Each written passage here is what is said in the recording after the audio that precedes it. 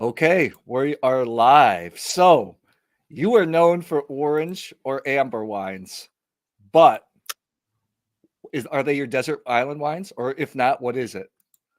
Oh, that's a difficult question, Matt. I mean, can I only have one wine, or can I have more than one? You can have more than one. Yeah, I would choose a selection. I mean, I do drink other stuff. People do. They do make that joke though. They say, they serve me a red wine, and they say, "But wait, don't you only drink orange wine?" I'm like, no. Just because Well, I wrote a book about it doesn't mean that it's the only thing on God's earth that I can ever drink again. I remember when we first met, the first time we met in person, you said, when everybody's watching, I drink quite a bit of Bordeaux. When nobody's watching. It does happen, okay, from time to time. Yeah. So, your desert Don't island ask me wines. to choose from my children, Matt. So, your desert island wines, it could be several. Does an orange wine included? I think there definitely would be a couple of orange wines included, but for sure there'd be some sort of light smashable red in there, some nice kind of fruity, high acid thing, Blaufränkisch maybe, I think. Yeah. Specific reason or specific region? Pooh, that's difficult. If it was Blaufränkisch, then yeah, it's probably going to be Burgenland, Austria, probably going to be a nice bit of Lauterberg. But then again, getting very partial to what's going on in Slovakia and Czechia these days as well. So yeah, I don't know. It depends what day of the week you asked me, to be honest. Okay, orange wines. So what about that? Those are which ones are you taking with you on your desert island wine? It's such a huge world out there. It's my goodness, it's difficult to choose. I do have to say though, Austria, especially as I've mentioned Burgenland already, but maybe Burgenland or Styria for really fruit forward, really kind of juicy oranges. But of course, I think I'd have to go back to Western Slovenia or Northeast Italy and pick something properly ass kicking, properly structured, deep colored, all that stuff, Gravner style. Oh, I drank my last bottle of Gravner. I still have a bottle of 2001 Radicon Robola. Remember we Wow. had the first time we met, we drank a bottle of it, and you remember how good that was? How much it I showed, how do, small it and showed. yeah. No, I mean something like that would be nice. And then what else? And I think something Georgian would have to be in there as well. So what Um, I actually when I posted this on my channel, somebody said orange wines are so crappy, they're a waste of time, which I completely disagree with. Why orange wines? Why are they so exciting? You're known as the orange amber wine guy. What interests you so much about them? well, I think, in a way, there's two different questions there. There's what interested me 12 years ago when I first discovered this category, and what interests me now, and it has developed a bit. But I think this was the missing wine. This was the blindingly obvious thing to do with white grapes that we just forgot about for 50 years. When winemaking technology and mass-produced wine rolled into the lands after the Second World War, the idea that shock horror that you could actually use the skins of white grapes, it just went completely out of fashion. So I think when I discovered that there were still winemakers kind of coming back to this tradition and saying, hey, actually this is a very worthwhile thing to do, and it gives you a super interesting wine, I was just utterly fascinated. And I was like, wow, how come I didn't know about this? How come this is so tasty, so unique in terms of the flavor profile, the aroma profile you get, and no one's talking about it and no one's drinking these things? I just found it so weird, and I had to know more, really. So I think it just started a kind of fascination and love affair for me. Is it your favorite wine style still? Like, or are you partial to maybe like white burgundy or some of the conventional stuff, or is orange wine? Has your enthusiasm still stayed the same all these years later? I think it has, but I think it's not one style, and that's the thing I try and explain to people all the time. Orange wine is a category, just like white wine is a category. And when people say, "Oh, I don't like orange wine," I'm like, "Well, would you say I don't like white wine?" Because if that sentence would come out of your lips, then I know you're not a wine lover and you don't understand anything about wine, because it's I don't know. It's like saying I don't like bread. Well, what bread don't you like? Rye bread, brown bread, white bread, toasted bread, seeded bread. It's probably something you like. Gluten-free bread, you know. Well, it's funny you talk about styles so much. My wine career started in Georgia, Turkey, Armenia, which I'll be back in Georgia in a couple weeks, as will you, but we probably won't see each other. And I started out really falling in love with the heavy maceration, deep color, maybe a little bit funky. My path started to go towards more lighter maceration styles for a while, and then I started going from liking funky wines to liking more clean ones. And then lately I'm coming back to I want some more functification and I want some heavy maceration, I want some age. Just like I opened this for a tasting yesterday. You're probably well of it, even though it's like the big company. Oh yeah. Winery Yeah, good Khareba, one. but this is 2012, Yeah. and it was. I just shot a video with this, and I was like, "Oh my god, this is killer, killer wine." That's the thing. These things can age, but I think, you know, there is so much variety in the world of orange wine. The category is as big and as varied as white or red. I would hesitate to say rosé. I'm sure if our mutual friend Elizabeth Gabay were here, she'd shoot me for saying that. But I think that's the thing. So yeah, that there are times when I want structure. I want a big hunk of texture. I want a big meaty skin contact white. And there are other times when I want something light and juicy. But I do find with orange wine with a bit of skin contact, you know, that textural interest. It's another dimension that you don't find in quite the same way in a standard white wine. I think that's part of the fascination for me. I actually think this is my hot take.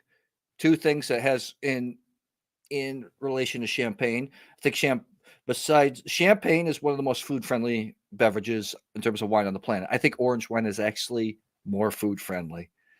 And I'll let your thoughts on that. But then on top of that, I think orange wine and champagne as a category is actually some of the best value fine wines in the world. And what I mean by that is, of course, like you're going to pay a little bit more for entry level to get into the category of both champagne and orange wine.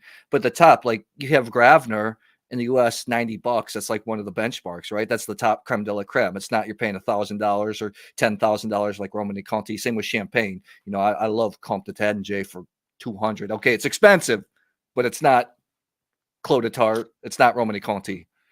Yeah, you're right. You know, and I think, yeah, when you look at, I think you have to look at the complexity you're getting and the age. I mean, you mentioned this 2013 from Khareba. Mm-hmm. I think, you know, wines that can age for that length of time and show you something interesting. I mean, yeah, that's worth $100, isn't it? For something that blows your mind. I think it is. I mean, it's not every week, maybe not even every month, but once in a while. So tell me about your journey so we have a couple of your books here. The one you're probably most known for is Amber Revolution, how the world learned to love orange wines. Had a successful Kickstarter to start this. I asked you a lot of questions when I failed miserably on my Kickstarter, but tell me a little bit about the process of the book and what spurred you to make it. I mean, it was quite a long road, I think, because from, you know, I got fascinated by the topic 2011, 2012, and started writing articles about it. And then it was very clear that this was such a massive topic and such an interesting and deep history behind the whole field of orange wine that there was enough material for a book.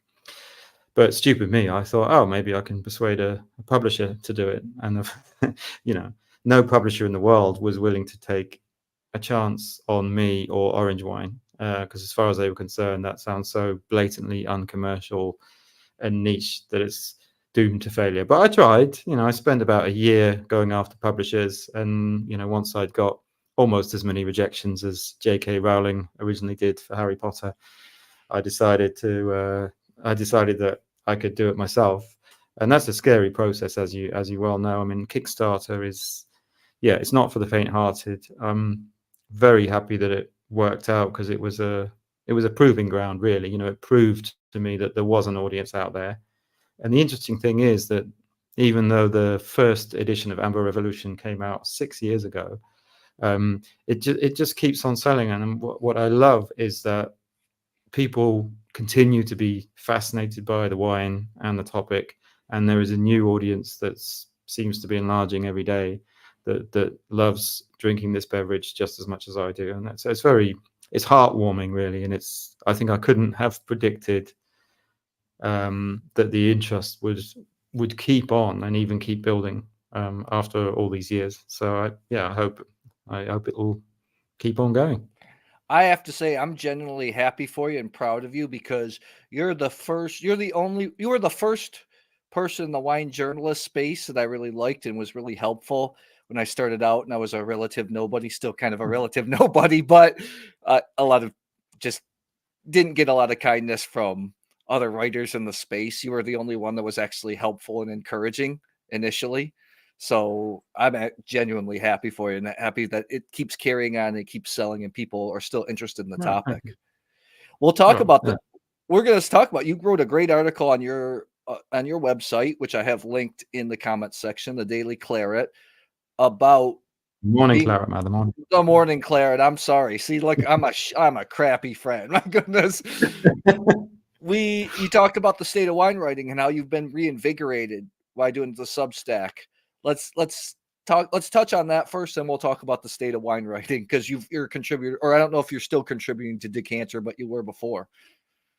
I don't contribute to Decanter very often, if at all, and one of the reasons for that is it got very frustrating.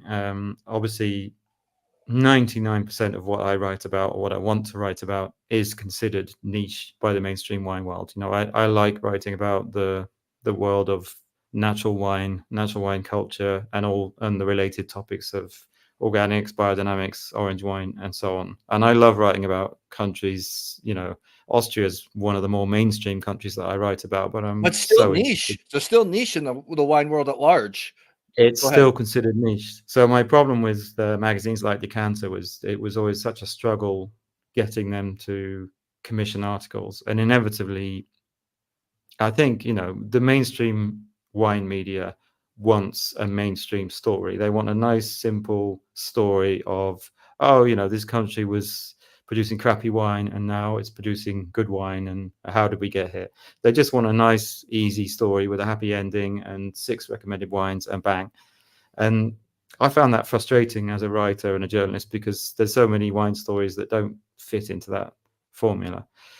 So I think I've carried this frustration increasingly for years, really, and with one or two exceptions. And I always love writing for the English magazine Noble Rot, because I think their magazine's a bit more counterculture, so I can be a bit more left field in what I write for them. But I always felt like something was missing, and I tried to put the missing stuff. I tried to put the more niche stuff on my own website, themorningclaret.com. But I had the problem that everybody has, that if it's just a standard blog, it's not making you any direct revenue, and it's very, very hard to maintain the motivation. And inevitably, I saw my motivation gradually dropping away, and then my viewers dropping away because I wasn't writing enough. And of course, what I was doing was giving all the good stuff to other publishers online and offline. And finally, at the beginning of this year, I just got so frustrated, and I thought, well, why on earth am I not? And I know I have an audience out there that is happy to support what I'm doing. They're crying out for properly independent, well-written commentary and analysis on wine, and specifically on natural wine. So I thought, it's time to man up and do this properly. And Substack is a great platform, and I luckily had some very good examples. I had some people who've gone before me, and I could clearly see it's working for them. So I thought, let's give it a go. And so far, I'm really happy with it. I think it's a great platform with a community of people, and it seems to be getting, it seems to be allowing a good dialogue between me and my readers worldwide, which is fantastic. Well, Substack, for people that don't know, it's a place now where bloggers or writers can, I don't really call you a blogger because you're an excellent writer, you're an author, can get monetized. People can subscribe, almost like a monthly subscription for content. And I think that's where the future of content is going. You even list people these days, like some podcasts I listen to that are, they can be pretty niche, but they're so deep in information. And that's what people want these days. They don't want an overview. They're sick of just a general social media post. and I think that's really where you're winning. I mean, are you seeing that? Are you seeing that in your own Substack? Yeah, definitely. I think people really, there is an audience for really in-depth writing, and that's probably my forte. And I think you're absolutely right. And of course, it's not the same audience necessarily that wants a 10-second TikTok video or an Instagram post.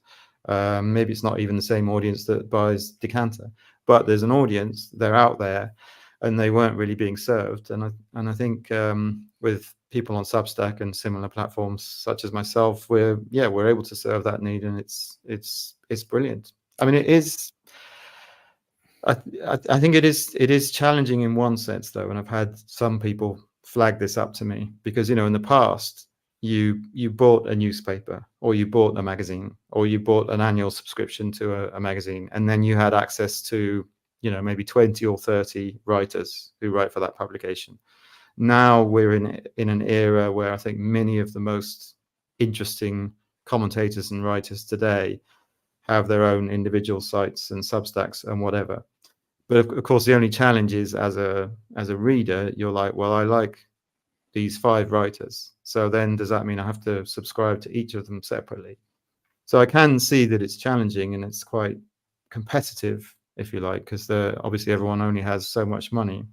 At the same time, I think the publishing industry has, I don't know, walled itself into a corner a little bit, because as a writer or a journalist, the money that you get for writing, even for well-known mainstream publications, is so tiny that you can't exist on it. And to be honest, that's why people like me, and I've seen so many other people, look at people like Jane Anson, used to be Decanter's Bordeaux consultant, and she went to her own site. There are numerous other examples I can think of, and a lot of that is to do with people realizing that they've got enough, they've got enough of their own capital, they've got enough of an audience, and they can earn a much better living and have their freedom, have creative freedom, have the ability to publish much faster than if they work in the world of mainstream publishing and journalism. And I think it's a shame, it's a challenge, but that's where we are. I mean, look at in the U.S. You talk about Jane Anson. We look in the U.S., for instance, Suckling, Jeb Dunnick, Antonio Galloni, all working for major publications, Spectator, The Wine Advocate, branching off, and in Suckling's case, being wildly successful. Not that I'm his accountant or I'm in his pocketbook, but really some impressive events and stuff. Actually, I find that I've started working retail a little bit. We were talking earlier that a lot of consumers in the U.S. at least do trust Suckling quite a bit. I mean, their understanding of his scores are a little bit high, but they have a understand. But that's the case for anything. Like, let's talk about why. For instance, it's not an American versus British thing, but for Decanter, when I read it, I don't take any of the scores seriously when I read the writing. I don't know who the heck's writing the article. I feel like they've merged the medal count, like the Decanter competition high score, with the journalistic aspect. I feel like they're really, really high. I think there's score inflation across the industry, really. I personally find scores more and more meaningless, because we've moved over a period of decades. We've moved from 5-star scoring systems to 20-point scoring systems to 100-point scoring systems, and now we have a 10-point scoring system which runs from 89 points to 99 points. You find me any review published in the last 5 years that wasn't in between 89 and 99 points. So I mean, it's ridiculous. It's I just think it's a joke, really. But there's been a lot of commentary on this, and it's a question of you scratch my back, I'll scratch yours, really. Wine journalists get free samples, and they get access to nice trips in beautiful wine regions, and in return they say nice things about the wines they've tasted and give them a reassuringly high score. But It's really hard, because it's hard to most people in the wine writing space, like you and me, are some of the few. I'm not, granted, I'm not a writer anymore. I've written some books, but I stopped writing because I said I can only be good at video. I want to be, I can't be the best writer in the world because I was a crappy writer. But, Wouldn't say uh, that. but it's tough. Most people in the wine writing space are either they're doing it as a hobby, they're retired, or sometimes they have a spouse that's making money. Yeah, I think this is definitely one of the issues. So, yeah, we do have the hobbyist end of the sector that unfortunately devalues it for the rest of us. But I mean, that's the same as with any passion-led industry. You look at arts and entertainment industry, it's exactly the same. People doing stuff for the dreaded exposure. You know, it's the bane as a professional creator and writer who wants to get paid. It's the bane of your life. But I mean, you know that as well as me. Well, let's talk about creative freedom that you have by doing your own. For me, for instance, I know, like, Wine Spectator knows this. If they have an issue, especially on Bordeaux, put Bordeaux on the cover, they know it's going to sell like crazy. I know, for instance, I fell in love with all these obscure grape varieties, all these obscure countries like you. That's how my channel started. I was getting no views. Granted, the production wasn't as good. I was just learning at the time. I was learning how to become a wine professional. So there's those factors as well. But even now today, I know if I do a Bordeaux blind tasting or a Barolo tasting or a listicle, 10 Bordeaux wines to try, it's going to do super well. I do something that's a little bit more niche, a little bit more where I want to introduce people, even to good value wines, not going to do as well. It's quite frustrating. And YouTube is the ultimate open market because people pay with their eyes and their clicks. It's the ultimate open market. You want to talk a little bit about that? What you've noticed now that you have a little bit more creative freedom? Sure, absolutely, and it is interesting actually because obviously, yeah, with on Substack, you as a writer, you have access to very detailed statistics that show you why people are engaging and why they subscribe, which article they read when they subscribe, and it's fascinating. So the takeaway for me is that my audience likes opinion pieces the most. So if I publish a piece with a strong and preferably slightly contentious opinion, that will always do way better than anything else.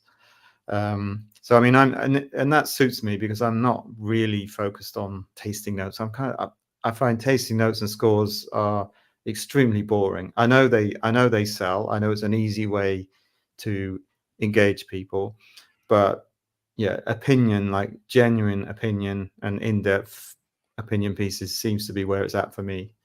So that's what I tend to concentrate on. Having said that, I did back in May. I did publish my top 10 new Austrian winemakers, and everybody loved that. As soon as you put top 10 in the Oh title, yes, list. somehow, I God, mean, it attracts people. Yeah. well, I know that I would do better. Like, I'm starting to eat my ego a little bit, doing a little bit more listicle stuff on video form, and even some more mainstream type wines because, like, basically, I have to get views. I have to process entertainment. And then I found that if I mix things in like these, like I just did a video about white wines. If I mix something like this in with the wines people know, then at least, there's exposure. Yeah. People will want to try new things, but it becomes really frustrating because as a true wine lover like you and me, we want people to explore, try things off the beaten path. But then there's also the thing of availability and distribution. Well, I mean, I think to be honest, I just try to do what my audience wants, and I have a very niche audience. I'm quite lucky. I think I have a very educated audience. I know when I go through my subscriber lists, a lot of people who subscribe to me are actually wine professionals. They're people who work in the trade. So luckily, my audience is, they're here expecting a focus on slightly more obscure wine countries. There are a lot of people who I know read me because of my focus on Central Europe. So that bit is something I feel like I don't have to worry about too much. And beyond that, I really just look at what people are enjoying, and what they want, and that actually helps guide me a bit. Let's talk about the opinions and like, for instance, reaction videos do very well on my channel. I reacted to one of your pieces about what is fine wine, but of course I remember. Yeah. But of course, the best reaction pieces are stuff people like wine reacting to Wine Spectator's top 10 or all that kind of stuff. Uh, I mean, that's where I find, Parker back in the day became big because he stated his opinion pretty outright. Say what you like about him, but that's Absolutely, yeah. he Yeah. unbiased. So, how do you come across? Because you're a pretty even keel guy. We're in the wine biz. Obviously, we kind of all started somewhere. It's again favor for favor, sometimes unspoken favor for favor. How do you balance that? The I Substack mean, has probably helped a lot to actually have an opinion, because that's what's yeah. lacking in the wine. That's what completely frustrates me. I think that's what people appreciate. I notice about good wine YouTube channels. Like, I do a lot of blind tastings. Granted, I pre-select the wines, but then I'm tasting kind of like the best of the best blind. How do you, come at it with a strong opinion? I mean, it's difficult. I think, I try to be a good journalist and I try to be fair. I mean, I think it's pretty obvious if you read the pieces on my site, it's very obvious which side of the coin I fall. But at the same time, there is a part of me that tries to, I try to present both sides of the coin. I try to present opinions that maybe are the exact opposite of whatever it is I believe in. But yeah, I think people are not coming to the Morning Claret to read something that is neutral. So yeah, I think having a strong opinion is important, and you're absolutely right. There's far too little of that in the wine world, unfortunately. I think the world of wine writing in general, it's a very sort of cozy, let's all say nice things about each other world, which ultimately, is a bit meaningless and worthless, really. You can't develop a sector very well like that. We all need criticism. We all need honest opinion sometimes. I think the world of wine writing sucks, to be honest. There's very few people that I want to read. I'm subscribed to the major publications. Like, there's a couple. Like, I think Vitis has the most in-depth articles. It's an American publication, granted, Yeah. but it's pretty niche. But yeah, then also I think is maybe we could talk. Does this play a role too? For instance, I took a job in retail. I wanted to see what people were actually buying. Granted, I am in a more affluent area, because in the writing world, you and I have been on trips together. We've been to the Douro together. We've been to Austria together. It's almost like when you're wine writers, everything's great. You're going to these small producers, all this geeky grape, small production that we like. We usually tend to like, if we're more experienced, we usually start to tend to like leaner wines, more acidity.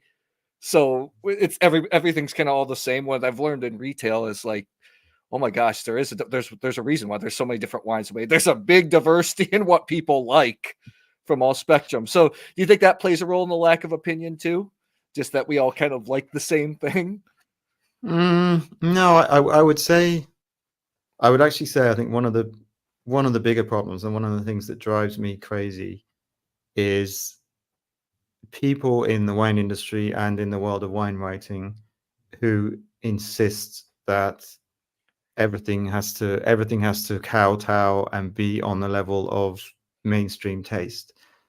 And I think this is complete rubbish. It's complete bollocks. So, for example, and I'm sure you probably know at least one of the people I'm talking about, because I think you've worked with them. But there are people who say, well, why would you slag off wines like 19 Crimes or Barefoot, when they're some of the most popular wines on the planet? So why do we have to say that they're crappy wines?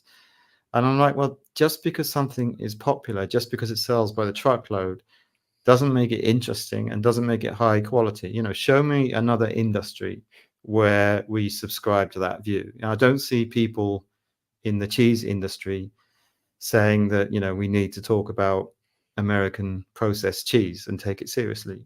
We don't. It's just a commodity. It's not of any interest. It's something that people buy like they buy loo paper. Yeah. And this is something I really hate about the wine world. To me, it's absolutely okay to be niche. Nobody wants to be elitist, but I know there's an audience for, there are wines that you and I love. You said, there's a profile that is definitely not a mainstream profile. Wines that are a bit leaner, maybe higher acidity. It's a style that many of us enjoy, but it certainly isn't mainstream. but it has its audience.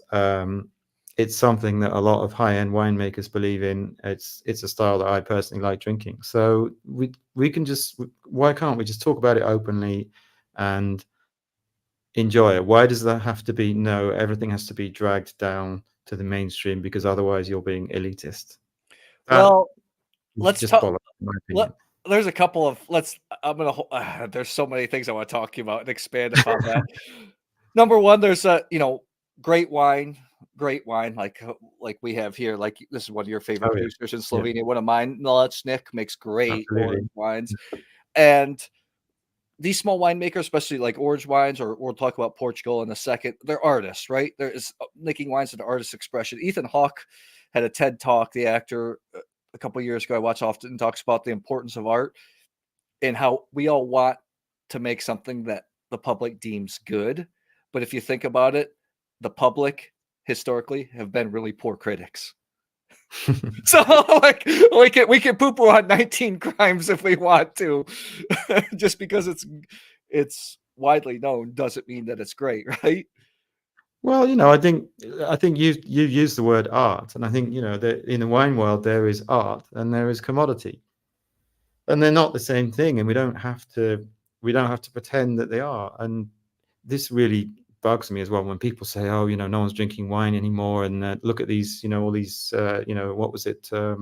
What's the American company that went bankrupt? It was Treasury Wines. Yeah. No, Um, you're talking about the bank that was doing the monthly yearly report. well, there's been a couple of major wine producing Yes, companies that in the that US went under. Yes. that went down recently. And then people cite things like this and they say, oh, the wine world is doomed. No one's drinking wine anymore. And I'm like, just because a multinational company making, hundreds of millions of bottles of crap is not doing so well, does that mean the whole wine sector is in danger? I'm not sure that it does. Um, I think if you follow what the commodity market is doing, it doesn't necessarily translate into what the specialist or niche market is doing. They're so different. And I think if you count yourself as a wine lover, and especially if you're the sort of person that wants to read wine reviews or writing about wine, you're not interested in the commodity sector. Well, let's talk because I found my wine career started in Europe amongst Europeans, where it's different. You grow up with wine, especially more inexpensive table wine. When I came back to the USA, when I lived in the US before, I wasn't in wine, but now I work in wine. Like you look at the biggest companies like Gallo, Constellation, what they sell off their commodity brands. When I talk to importers that are doing good product, like importing, small producers at a good price, they're having some of their best years. Even last year, where consumption was down, they're saying, "Man, if you're making a good product, a good price, people are going to buy it." I even see it in in retail where I'm working. People, I was shocked when I started working. Like, of course, I knew Mayomi, some of the stuff would sell, but the level of people that are buying cartloads of 6 to 20 bottles of $50 wines of course, I'm an anomaly because I'm in a small. Even when I was pouring last year, I did some gigs where I poured for importers in Boston. Of course, a more affluent city. The U.S. economy is different than, and people that are really willing to. I was pouring for a Croatian importer, spend $50 on a Croatian wine like it was nothing to try something brand new. Was to me eye opening compared to when I used to live in Europe. Right. It, Well, I think you said it. If it's a good product, then it probably will find its audience. I mean, I know it's not quite that simple. I know the wine world is very crowded, and I know that in many parts of the world, people are dealing with economies that are tanking, and many of us have less spending power than we maybe did a few years ago. But at the same time, the urge to drink something delicious, the urge to have that conviviality, to relax with your friends over not just a beverage, but actually an interesting and tasty beverage, will not go away. However many times the World Health Organization tells us that alcohol is evil, however many times the wine world's opinion makers tell us that nobody's drinking wine anymore. I just don't think that desire is going to go away. Of course, the market will change and evolve, And for me, niche is where it's at. I find niche very important because, you can say, for example, you can say that natural wine is unimportant. And maybe if you look at it as a percentage of volume of wine sold globally, it is unimportant. But in terms of its influence, and maybe also in terms of its value, if you have, if you, as you said, if you have wines that are selling for $20, $30, $40 a bottle instead of $5 a bottle, that's a big difference in terms of the impact that they have on the sector. I remember, even though you live in the Netherlands, you're British. One of my good friends, Paul Caputo, who you know as well, also British wine writer. When we were running Clubhouse back during the pandemic, we were running big wine rooms, and there were a lot of Americans coming in. And Paul looked at me. He's so funny because he has the typical dry, kind of pessimistic British humor that I'm still not great at picking up on yet. Like during when you sent me a WhatsApp message, I didn't get it. Took me a minute. He said he looked at me. He talked offline. He's like, I'm really shocked how much interest there is in wine. Like right now, like the WSET courses are up sky high in America. Not sky high, they're up in Really? America. Yeah. Yeah. But along the same lines, I'd like to get your opinion on this because our mutual friend Robert Joseph wrote a piece last year, which I reference all the time. I think it's great. He said, "Wine doesn't need more education; it needs more seducers." As a I mean, writer, I like that. what do you think I about like that? that. Yeah. I like. I haven't read the article. I know I do often find myself disagreeing with Robert, but in many ways, I agree. I think there are a lot of very well-meaning people out there who want to say, "Oh, we need to educate people better, and they need to understand wine better." And no, of course, no, they don't. They need to fall in love with it and want to drink it. And then if they decide that they want to go deeper, then fine. But yeah, the first impulse has to be, wow, this is delicious, and I want to drink it, and I want to know more, and where can I get another interesting bottle? I personally love working retail, talking to customers to gauge where they're at and learning how much education they really want. Because usually they have very short time. You only have 30 to 90 seconds with them. You have to read what they want, and they want like one interesting fact and a good recommendation. That's Exactly. basically. But and sometimes price doesn't matter. Like people like, I'm going to a friend's house. I need something Yeah. that's more expensive to show, or I want the best value for money, or I want Yeah. orange wines, or I'm only drinking Riesling. Yeah. It's amazing how we seem to think in the wine world, especially amongst wine writers, because that's kind of our livelihood, that people need to know everything. We need to shoot a fire hose into their mouth of water. But No, and they don't. people don't want that, and they or need that. But I do find it fascinating. I have a close friend here in Amsterdam who runs a very successful independent wine shop, actually. And I worked a few shifts there back in the day, and I'm always talking to him about what's selling and what's not. And it's seeing how their business has evolved over the last 10 years has been beyond fascinating. When 10 years ago they didn't have a natural wine section and they didn't have any orange wines, and now they have to, because they get customers walking in off the street all the time saying, I want an orange wine. So the landscape of wine has changed. This is for sure. But I mean, you get all kinds of other crazy things as well. Of course, you get people, they read something on the internet and it's sort of half digested through their brain, and they come in and say, "Oh, I think I'm allergic to sulfites. Have you got any low sulfite or sulfite free wines?" You ask anyone who works in wine retail, it's probably happened to you. And you get people asking these questions. Well, it's so funny because So, it's no point in sometimes telling them what the truth is, or you're getting more sulfites in a bag of French fries or a bag of chips, because people want to believe what they want to believe. yeah. So if you fight And against them, they're gonna push back. You just got to give them what they want. Let's go along the lines of the same, because you're a traditional journalist, writer, so to speak. I know it's your second career. You were in IT before. sure. As the space has changed, let's talk about education versus like seducers. What do you think about the world of Instagrammers, wine Instagrammers, and how that's evolved in the last few years? Because it's kind of the antithesis of what you do. I mean, I think it's important that it has some value, and what I like about it is, if this is what can connect people and make them excited about wine, I'm all for it.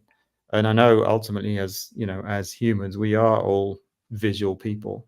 Our sight is actually, it's one of our most primary senses. It's the way that we sense danger and all kinds of other things on an initial basis. So it's very important, and I think that's why Instagram works. So yeah, I'm not against this in any way, shape, or form. And I think I know there's a lot of talk about the influencer is the new evil of the promotional world. It used to be bloggers. As I'm sure you remember. I We remember used Parker to Parker was really anti against blog. Well, That's right. He said that they're lazy, and granted, like most don't. Like they taste a couple wines here or there, they think they know what they're talking about. Versus somebody like you, or even me when I was writing on a blog, you're tasting thousands of wines a year. It's different than opening a wine at dinner 3 times a week and writing about it. But I mean, in a way, Parker was the original blogger. Okay, Yeah. he started off in print, but he was the original independent. He was kind of a blogger, but I do find it funny how the blogger was bottom of the food chain, and now bloggers, especially with the whole Substack thing, they're actually quite respected, and now the influencer is the person we all love to hate. But again, there's influencers and influencers, and I know people in that space who work ridiculously hard, and the content they create is good. It's special. So full power to them. Well, it's so funny because in my space, in the YouTube space, influencer is not a negative term. It's not. It's not at all. But granted, YouTube's the hardest platform to get right and to master because there's a lot that goes into it. So I actually find I have a lot of good wine Instagrammers, friends, some that are women, a lot that are women. Some produce really good content, some not so much. But I read an It's funny because I can relate to them because when I was young in the space, I didn't know you when you first started out, but when I was young in the space, I wanted to prove that I knew things. Want to prove yourself to the older guard, and that's the chip that they carry on their shoulders a lot of times. And I read an evolutionary psychology pop study once, right? Granted, it's a pop study, but I think it makes a lot of sense. If we're visual creatures, a man that has 10,000 followers on Instagram, it's like an attractive woman that has 100,000. Because it's just, if you think about human psychology, that's just how it works. And I don't fault them for that. You use what you got. Yeah. I mean, I think wow, there are so many difficult topics to unpack with that, really. But I guess just to try and move away from dangerous territory there for a second, I think the one thing that I have learned over the years is that it's not the number that matters, actually. And I think that's why I read a lot of anti-influencer stuff, and it's often from wineries or other businesses that have been disappointed because they've been told that the influencer was a magic bullet to help them promote their product, and then they discover that they just wasted their money on someone who had a nice freebie at their expense and is laughing all the way to the bank. And I think the thing is, the numbers is just one part of it, as you well know. Whether you have 10,000 followers or 100,000 followers is less important than who those followers are and how engaged they are. I remember reading an absolutely hilarious story about about a drinks brand, and they were linked up with an influencer who had like 1.5 million followers on Instagram or TikTok, and they created some campaign and paid a huge amount of money to advertise their brand, and then they discovered they got 0 engagement. And then they had a marketing consultant take a look for them, and they said, well, you do realize like 90% of this influencer's followers are preteen girls. So I mean, they just didn't do their research, Well, as much as I like to poo-poo on the wine industry about being archaic, which it is, I think along the line, I don't fault them for that if they've made wrong investments, because the advertising industry also is at a crossroads. I follow the business and media, for instance, like one of the ad companies going to figure out they shouldn't be spending money on television or cable because when that comes on, people are looking at their phones, right? You actually click the mute. Oh, there you go. You unmuted yourself. We just had an ambulance driving past. I Oh, didn't want to disturb your thought process, man. no problem. Let's It's so funny because we're going to touch on this one last time before we go to I want to talk about Portugal, a country you love very much and I love too. A couple years ago, I was not 2018. I won a fellowship to the Professional Wine Writers Symposium of Napa Valley, which was great. Great because you're in Napa, right? And they wine and dine you like crazy. But there was a topic come up, and it was all writers except me. I was like kind of in between one of my social media blogger, but it was other writers. And one of the speakers was complaining about meeting somebody in the elevator. Said, "I'm a writer too. I post on Instagram. I'm an influencer." And everybody was like, "Oh!" They all just groaned. And then it's funny. I noticed that when I first started going on press trips, people really were anti-influencer. I don't know if it's jealousy or just feel threatened, but now it's kind of mainstream. I see a lot of trips I'm on. It's joint Instagrammers and wine writer people. It's kind of I don't know if the wine industry's kind of accepted that or just became a little bit more lax on the topic.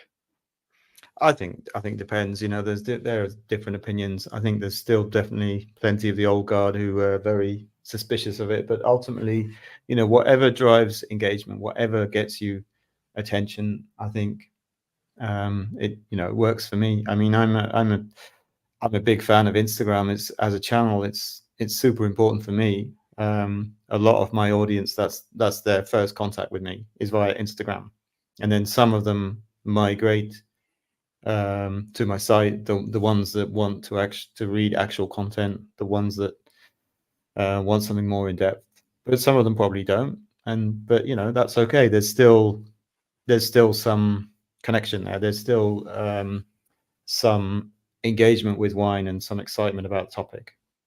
I have to tell you So, one thing before we move to Portugal is a funny story about that conference. We broke off into coaching sessions, and one of my coaches was an editor at Decanter, pretty high up. I'm not going to name names, and we were talking. You came up. I'm telling you the story because I don't think I've ever told you this before. Maybe I have. And she was talking to me. I was like, "So, what if I was pitching a story? Granted, let's say about Croatian wine, because at the time I was living most of the year in Croatia. I was working my Croatian wine book. I think it had been published by then." And she said, "Well, I wouldn't hire you. I would hire somebody like Simon Woolf that knows Croatia like the front and back of his hand." And like she went on, she just like spoke. She just spoke to me like I was a toddler. I didn't know anything, and I'm usually quite nice and convivial. And I just looked at her and I said, I've been living in Croatia, over the last couple of years. Now I've been to every region, written a book about it. I take that as an insult, and I think that's tunnel vision on your part. And that was like one time I thought I was really upset at somebody in the wine industry. I lost my cool a little bit, but funny story just because it involved you. well, I don't blame you, Matt, but I think now you can probably understand why I don't write for Decanter. Because I've been on the receiving end of treatment like that many times. Well, it's funny to sound like because you're pretty in our small circle. You're pretty well regarded as a good writer and stuff. So I'm surprised that.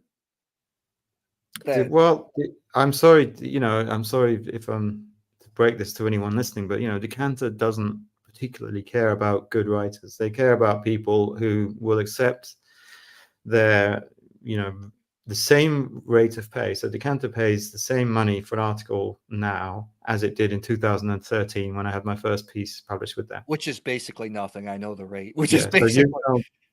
You tell me in what other industry that would be acceptable. So it's basically that our work has been devalued. And of course, because of that, you've seen a lot of established writers leaving Decanter. I mentioned Jane Anson, Margaret Rand is another. The list goes on and on and on.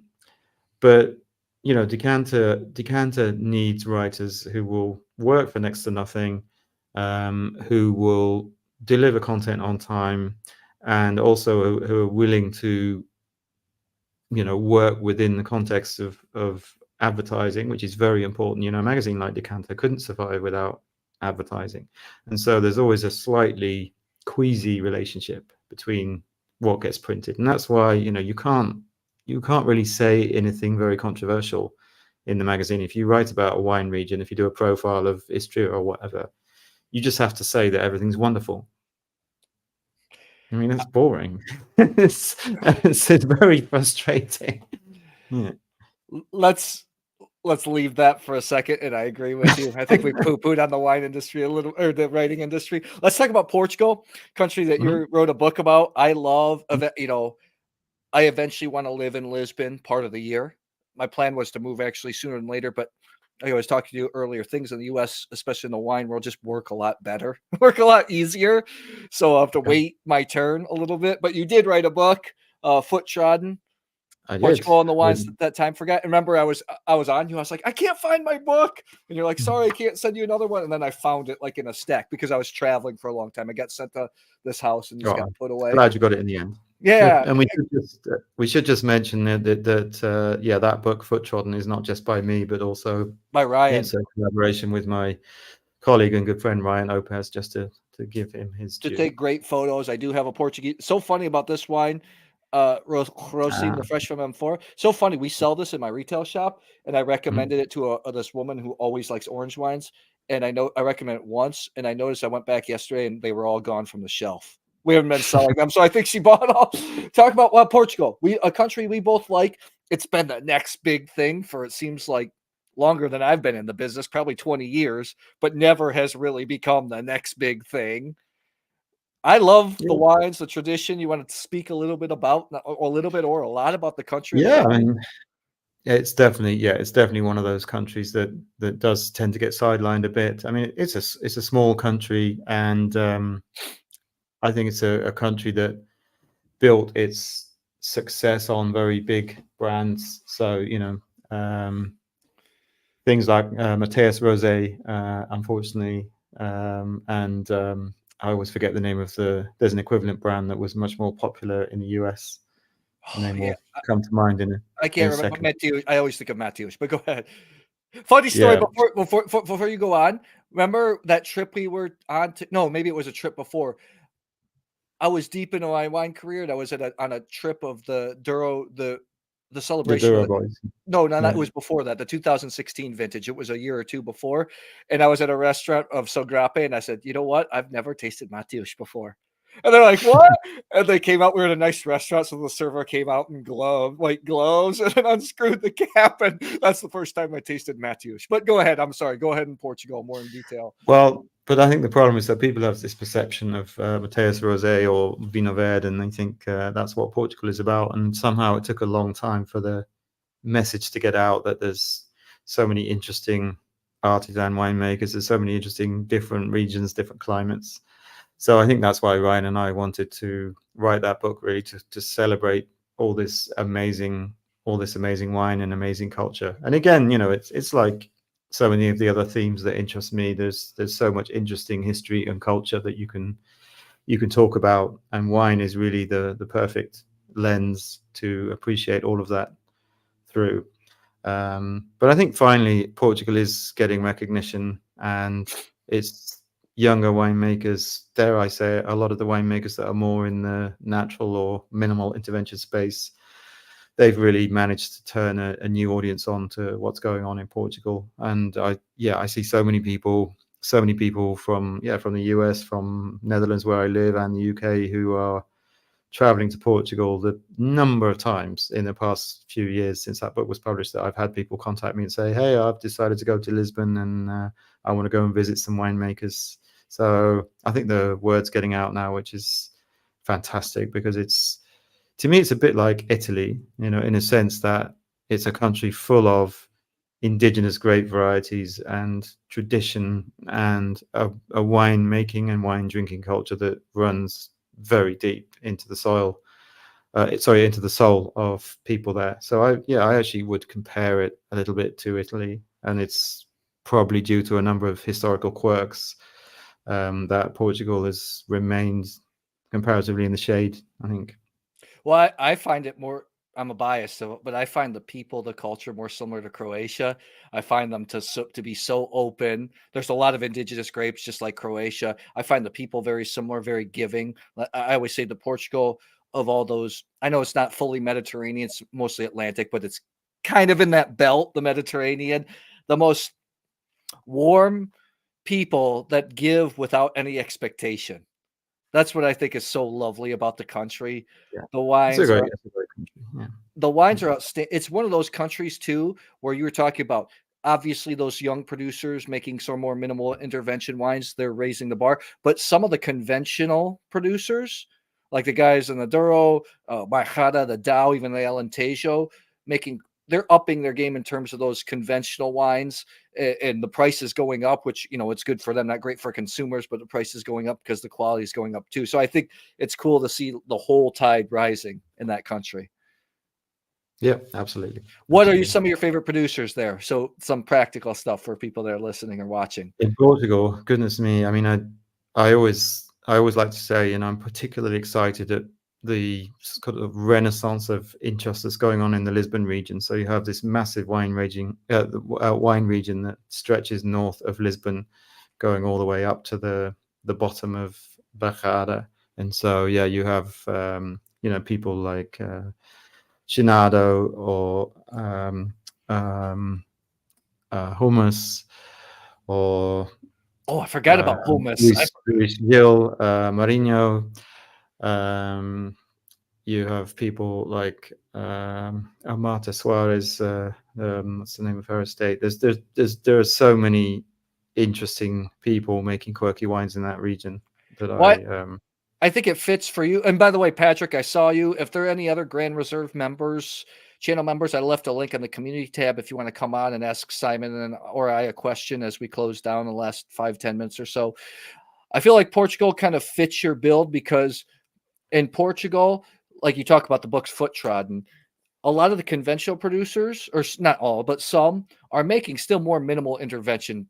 Like you think of Mushao, you think of the guys in the Douro that still are foot treading, some of these grapes that are going to be more conventional wines. Yeah, no, absolutely. And I think that's actually something that always fascinated me a bit about Portugal. I didn't see quite the same ghettoization between natural wine world and what you might call more mainstream wine world. There's a bit more cross-pollination, I think, which is was very welcome. I think that one of the problems in, say, Italy and France is people can get very entrenched in their kind of little corner, and I don't see it kind of in quite the same way in Portugal. I just got to get there. I miss it already. I got to get there as soon as possible. We're close up. We'll see each other in Korea. We're judging the Asia Wine Trophy at the end of October. I think we'll do a sit down, on location podcast. We'll talk about, because I think you're going to be the panel chair for orange wines. I requested to be in that group either. Yeah. And I requested that I probably should be the panel chair, not you. So we'll see how that ends up. Well, good luck with that, Mike. We'll see how that ends up. We'll see that. So people can find you, Morning Claret. I put it up there. Also your books, I put them up there. Anywhere else people can connect with you? Well, yeah, I mean, I would say themorningclaret.com. Obviously, please do, check it out, check out the content, and subscribe and support it. But Instagram is also a great way to stay in touch. I'm just on there under my name, Simon J. Woolf. Great. I'll see you soon. I'll see you in about a month and a half. Looking forward to it. Later. Okay.